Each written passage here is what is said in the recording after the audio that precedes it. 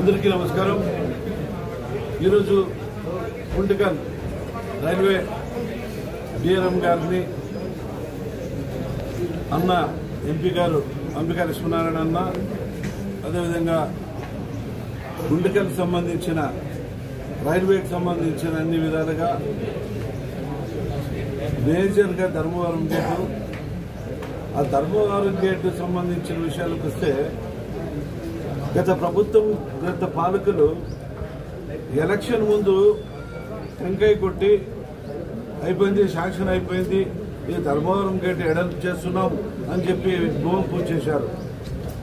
ఆ రాజకీయంగా వాళ్ళు చేశారే కానీ దాన్ని ఈరోజు మన ప్రభుత్వం వచ్చి 7 నెలలు అయినా కూడా దాన్ని పరిశీలిస్తే ధర్మవరం గేట్లో ఉన్న ప్రైవేటు భవనాలు ల్యాండ్ అక్విజిషన్ కావాలా। ఆ ల్యాండ్ అక్విజిషన్కి దాదాపు 3 కోట్ల రూపాయలు ఖర్చు వస్తుంది। మన స్టేట్ గవర్నమెంట్ది రైల్వేకి సంబంధించింది 1,20,00,000 కూడా వాళ్ళు మాది ఏమి ఇబ్బంది లేదు, మేము ఇచ్చేస్తాం।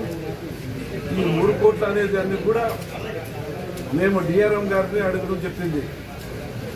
గత మన మున్సిపాలిటీకి సర్వీస్ ట్యాక్స్లో దాదాపుగా 7 కోట్ల రూపాయలు వచ్చేది ఉంది అని చెప్పేసి ఆ రోజుల్లో చెప్పడం జరిగింటే అది ఈరోజు డిఆర్ఎం గారి దగ్గరికి మేము అడిగినప్పుడు రైల్వే డిపార్ట్మెంట్కి సంబంధించింది అది ఇచ్చేదానికి వీలు కాదు, అది మీరే స్వయంగా మీరే ఈ ప్రభుత్వం ద్వారానే చెల్లించుకోవాలా, మేము ఇవ్వే పరిస్థితి లేదు అన్నప్పుడు ఇది ఖచ్చితంగా 3 కోట్ల రూపాయలు మన ప్రైవేటు భవనాలకి మనము శాంక్షన్ ల్యాండ్ అక్విజిషన్ చేసుకుంటేనే అది ముందుకు ప్రాసెస్ అవుతుంది। కాబట్టి త్వరలోనే ప్రభుత్వం ద్వారా ఈ నిధులు తీసుకువచ్చి ఖచ్చితంగా ఆ ధర్మవరం గేటుని మరి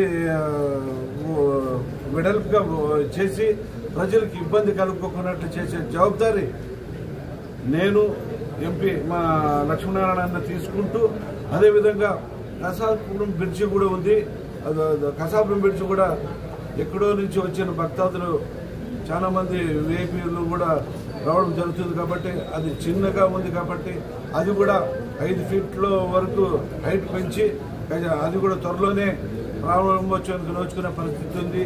అదేవిధంగా మన హనుమాన్ సర్కల్ బ్రిడ్జ్ కూడా ఓవర్ బ్రిడ్జ్ కూడా డిఆర్ఎం గారి దగ్గర సంప్రదించినప్పుడు అన్ని విధంగా గుంటకల్లో రైల్వే సంబంధించింది ఏది వచ్చినా కూడా మీరు డెవలప్ చేసేదానికి సిద్ధంగా ఉన్నామని చెప్పడం కాబట్టి ప్రజలందరూ కూడా కోరుకునేది ఈరోజు కేంద్రంలో ఉన్న నరేంద్ర మోడీ పెద్ద ఆయన కావచ్చు, అదేవిధంగా రాష్ట్రంలో ఉన్న మా నారా చంద్రబాబు నాయుడు పెద్ద ఆయన కావచ్చు, అన్ని విధాలుగా 2 కలయికలతో ఈరోజు రాష్ట్ర అభివృద్ధిని చేసుకునేదానికి ముందు ఉంటామని చెప్పేసి మీకు కోరుకుంటూ సెలవు తీసుకుంటాం। ముందు రాదు ఈరోజు గుంటకల్ డిఆర్ఎం గారిని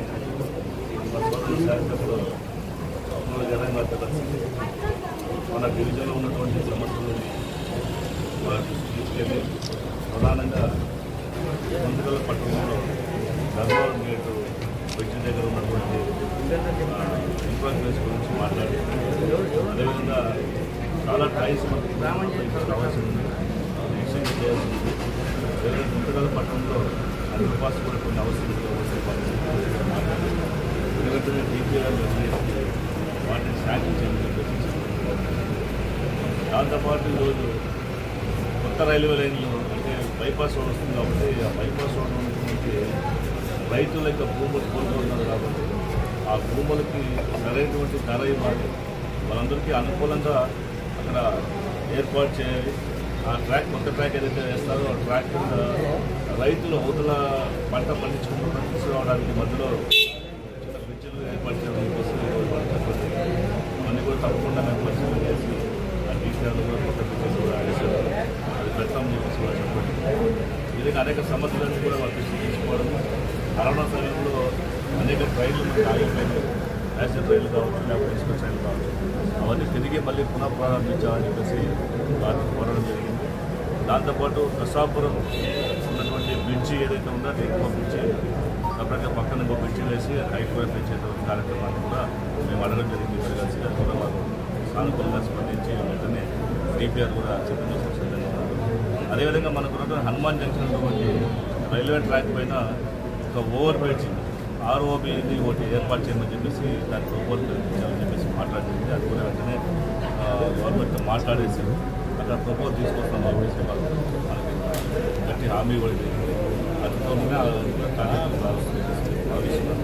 ఈ విధంగా మన పట్టణంలో ఉన్న మన గొంతుగట్టు ఉన్నటువంటి అనేక సమస్యలు, రైల్వే స్టేషన్లో సమస్యలని వాళ్ళు ట్రైన్లు ఎక్స్టెండ్ చేసేటువంటి ప్రయత్నం చేయమని చెప్పడం.